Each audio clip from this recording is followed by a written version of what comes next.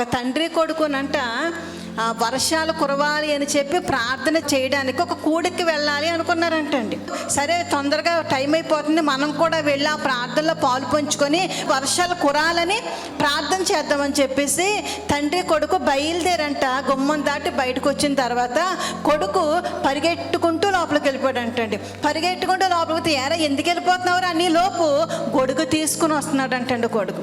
అప్పుడు నాన్న అన్నాడంట, ఎరా నీకేమైనా బుద్ధి ఉందా, మనం వెళ్తుంది ఎందుకు వెళ్తున్నాం, వర్షం కురవాలని వెళ్తున్నాం కదేంట్రా, ఇప్పుడు వర్షం కురాలని వెళ్తున్నప్పుడు గొడుగు తీసుకొని ఎందుకు వస్తున్నావురా అని అనగానే ఆ కొడుకు అన్నాడంట, నాన్న మనం వెళ్ళి ప్రార్థన చేయగానే వచ్చేసరికి దేవుడు ఏం కురిపిస్తాడు కదండి, వర్షం కురిపిస్తాడు నాన్న. అంటే కొడుకు ఉంది విశ్వాసం, తండ్రికి విశ్వాసం.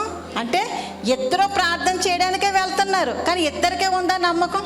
ప్రార్థన చేస్తూ ఉన్నప్పుడు ఏది అడుగుతున్నామోనంట అది దేవుడు ఇస్తున్నాడు అని చెప్పి నమ్మకం ఉండాలి. నమ్మకం లేకుండా ప్రార్థన చేసినా కానీ ప్రయోజనం ఏమీ కూడా, నమ్మకం లేకుండా ప్రార్థన చేసావు ఇక్కడ నువ్వు దేవుళ్ళో ఉన్నాను అనుకుంటున్నావు కానీ లేనట్టే.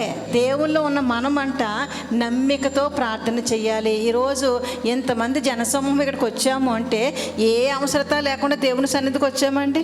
ఒక్కొక్కరికి ఒక్కొక్క అవసరత ఉంది కదా, ఒక్కొక్క కష్టం ఉంది కదా, ఒక్కొక్క బాధ ఉంది కదా. మీ కష్టం నుంచి మీరు అనుకున్న దానికన్నా అతి త్వరలో దేవుడు మిమ్మల్ని విడిపించబోతున్నాడు అని నమ్మకం ఉండాలి. మీరు అడిగిన వాటిని అద్భుతంగా దేవుడు ఆశ్చర్యకరంగా మీకు ఇవ్వబోతున్నాడు అని చెప్పి మనకి ఏముండాలి, నమ్మకం ఉండాలండి.